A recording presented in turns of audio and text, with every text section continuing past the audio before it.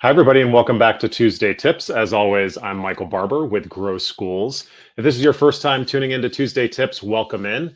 We're here usually every Tuesday talking and chatting about the biggest challenges facing school leaders. And we know one of those challenges coming up soon, if not already happening throughout the year, is budgeting. And so we asked our friend over at Fraxion, the CEO of Fraxion, Stanton Jandrell, to join us on a conversation related to spend management. If you're a school leader, you understand, hey, optimizing spend management is just incredibly important to dealing with things like how do we streamline processes, how do we reduce operational expenses, and how do we make sure we're funding all of our priorities. So we asked Stanton to come on in and chat about a couple of key questions that relates to spend management for schools. So Stanton, it's good to have you here. Thanks for taking the time to join us. Thank you, Michael, and always glad to be here with Grow Schools, and hopefully we can add some value to school leaders who are looking at fairly challenging times ahead and a bit of instability in the general economy, and hopefully some of the guidance we can provide today can help mitigate some of those risks. Yeah, it's such a good point that there is a lot of uncertainty as schools look at what funding challenges are going to be dealing with over the next few years, and I think spend management is certainly a way. Hopefully they can prioritize what's going to matter most for their mission and their kids. On the topic of spend management, I wanted to ask you a couple questions. First, how can schools better prioritize spending to ensure essential programs and projects remain fully supported? Yes, Michael. I mean, I suppose that's the most critical question to be answered here today. And one of the things that we generally recommend to our customers and people who are looking at better financial control is making sure that their priorities are distilled into projects and programs that are well identified and hopefully have budgets associated for them holistically, but also if they're able to develop budgets for the various phases that are important for these projects to be delivered, to be able to do that. And it's critical that unless you're able to identify these, to be able to manage and measure them, it becomes really, really challenging to see where you are relative to your financial performance against these projects. So, once one has identified these projects and given them budgets, it's critical then to make sure that the spending that takes place is allocated appropriately to the right cost allocation drivers, the project phase, the particular program that you're looking to better manage. And with that, one of the things that we generally recommend is that if there are important stakeholders, now those could be project managers, that could be your internal board. If you've got restricted funds that you need to bring donors into an understanding of how those projects are progressing, we recommend fairly regular reports to these stakeholders. Again, the first part of this is identifying these programs, these projects, and making sure that you have budgets for them. Once we start allocating spend, then it's much easier for us to report on the progress of these particular projects.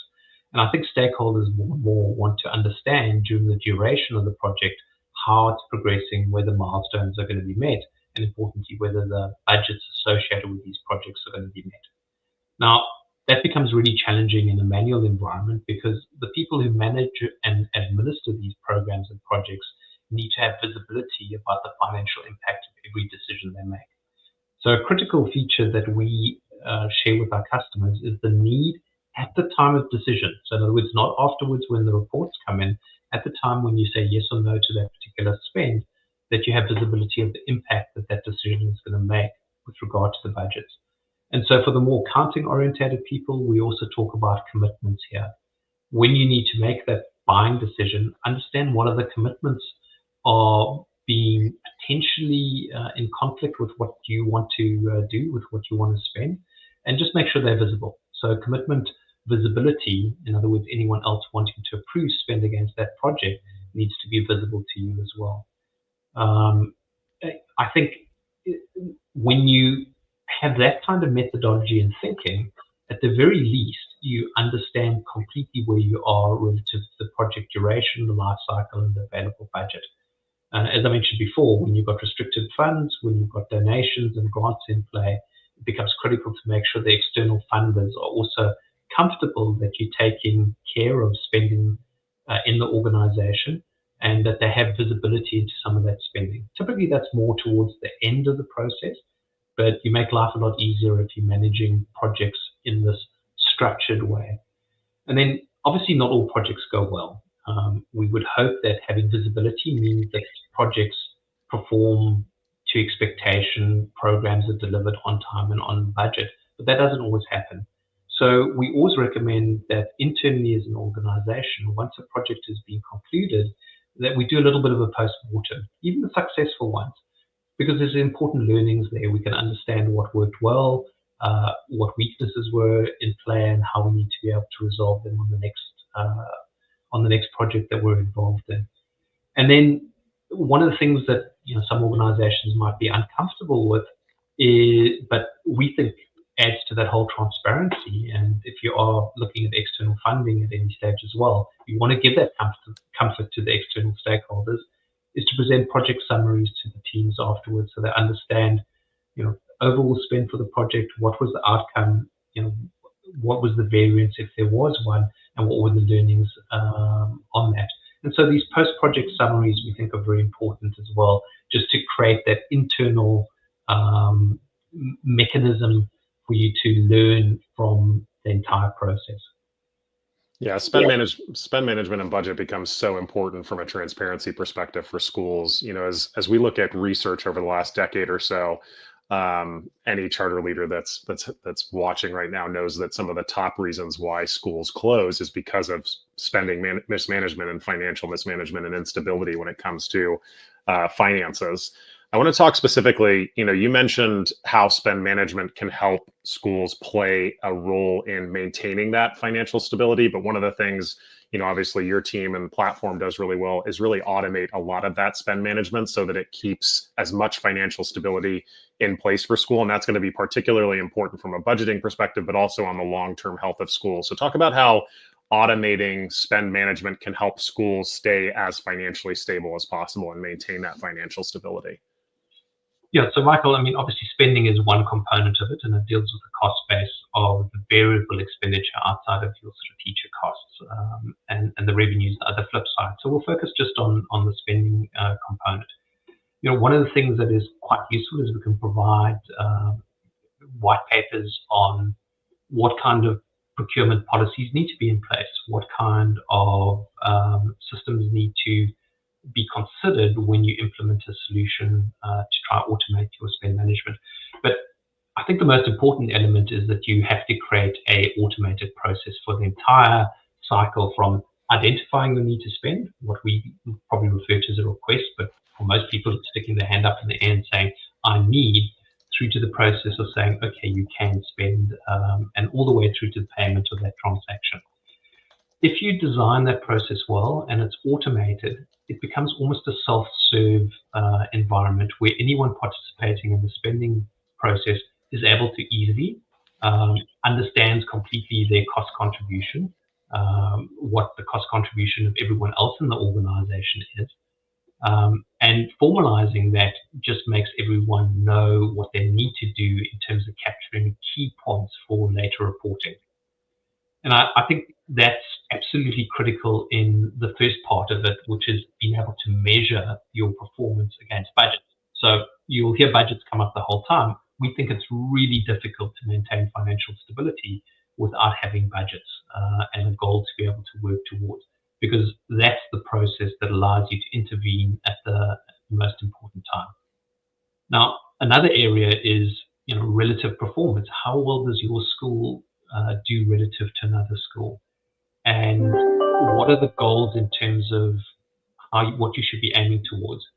And for us, we've developed technology which we refer to as Community Insights, which gathers data from all the other schools that are available and allows you to benchmark yourself in real time to process efficiency, to the prices that you're paying for systems, to how many people or how many transactions a particular person is able to process. And then it gives you the ability to understand, am I performing well in this particular area? Am I well below the benchmarks that are appropriate for a school my size? And if so, what are the areas that I need to be able to focus on? So for us, financial stability comes from having a plan that is embodied in a budget and making sure that any transaction is appropriately measured against that budget and allocated to that budget. Now, it's not always easy, and paper systems make this almost impossible to do. But the reality is that if you're able to expose to the people who are incurring spend on your behalf in the organization a solution to have a look at what their budgetary impact is, then you solved half the goal, because people understand that their spend is being measured, and their spend is being measured against these goals, which are embodied in these budgets for projects, for goals, and for the overall sort of cost allocation or general ledger structures that you might use. So for us, it's always about measure and make sure that you're recording every transaction that takes place. And having that insight gives you the visibility around financial stability. Yeah, let's go back really quickly. You mentioned obviously your team works with several schools, a ton of schools with their software, and the data and insights and sort of the benchmarks that you can get from that being within your platform. Talk to me a little bit about what specific areas you've seen schools tend to overlook when it comes to cost saving opportunities. What's the data out there suggesting to you as some low hanging fruit, perhaps, would be the right way to describe it, or consistent places where schools might be potentially can realize some cost savings opportunities for themselves? Yeah, I mean, that's always a challenge when we're talking about charter schools, because often the spend isn't significant enough to move the dial for some of their vendors. So certainly the traditional philosophies we would have around consolidating purchases through smaller vendors tend to yield less financial benefit, in other words, sort of cost savings. I think the best saving that an organization can achieve is when you don't spend money. In other words, not unnecessarily spending funds that might not have a difference or contribute towards a project or a program that you're working towards. So that's an important element. There are increasingly GPOs, virtual GPOs, which are group buying organizations or group purchasing organizations, that do allow organizations to benefit from discounts that the entire community benefits from. So there are a number of these players out there. And so my suggestion for most schools is that look to work with GPOs that make life easier. Look to work with virtual GPOs where you don't have to sign up large contracts. And frankly, make sure that as much of your spend that you can, if you're able to direct it electronically to the bigger players in the space, whether it's the Amazons, the Grangers, the Office Depots, all of these organizations offer GPO discounts specifically for the education sector. And whilst your school might be not large enough to move the dial for most vendors, a combination of hundreds or thousands of schools certainly does, and these GPOs try to achieve that. So virtual GPOs are just one of those things for me that are a no-brainer. They don't cost money to join, and you derive some benefits. Another area that is often underlooked is AP efficiency. And what I mean by this is that for most organizations, paying the invoices is something that you try to avoid. And what it can lead to is a lot of late payments. Most vendors value cash and early payment. And I would suggest that once you're able to understand the number of vendors that you have, look at your top 20, top 50 vendors, and just make sure you've got a early payment discount with them. It's not very challenging to extract a 5% early payment discount for most vendors. It doesn't count up a lot, but if you're spending millions, 5% is really, really important. Another driver, which I think we've seen with schools, is that they have to straddle cost efficiency and then supporting the local community. So that's always a trade-off. Does it make sense to spend in your community more if the savings can be achieved in a digital environment? That's not an answer that I can really provide, but it's always the balance of supporting your local community versus the sort of cost saving. Where you can buy from less vendors, well, that just makes life so much easier. If you can buy more from a single vendor, you might not achieve always the same savings, but the downstream efficiency, in other words, it's only one invoice instead of having to deal with 5 invoices for a series of transactions, becomes very important. It just makes life easier. And then, Michael, one of the things that I chuckled a little bit about, because it really has been prevalent in the last couple of deals that we've done, our biggest catalyst for schools to buy a solution is, in fact, fraud. So it's a bit sad. We do push quite heavily the benefit of proactive spend management, understanding the needs. And our biggest factor to understanding whether we'll close an opportunity to implement our solution is whether the school has encountered any kind of fraud. And it is surprising just how common poorer control systems enable employees who do something either negligently or purposefully, but as I said, fraud is the biggest driver between suddenly a company wanting to implement our solutions. Yeah, such good insights there on how schools can have some specific tips on how certain things can help them drive some cost savings, I should say, from your team. And Stanton, we really appreciate the time. We try and keep these conversations to 10 to 15 minutes, and we're right up on that 15-minute mark. But I've got more questions, so we'll have to have you come back on another episode in the future.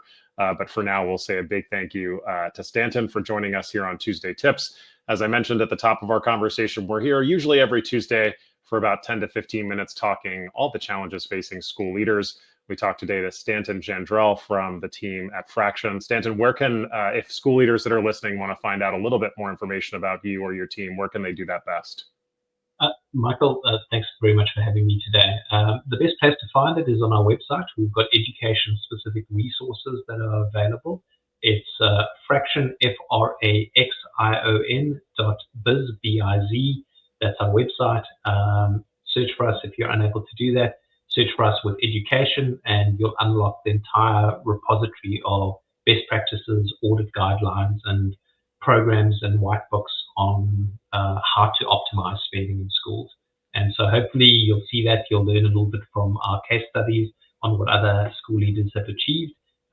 And generally, implementing a system like this has a remarkable change in behavior patterns for school leaders and their employees, where they recognize that the importance of spend is embodied in the system. That system can measure their own individual spend contributions, and magically people tend to, when they are being measured, when they're being monitored, to self-manage better.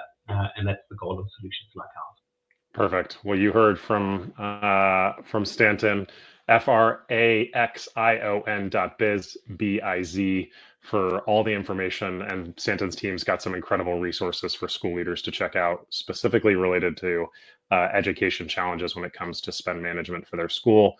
So we'll hope you'll take a look at those in the future. But for now, we'll say a big thanks to Stanton, and we'll see you next Tuesday for another conversation. Take care, y'all. Bye-bye. Michael.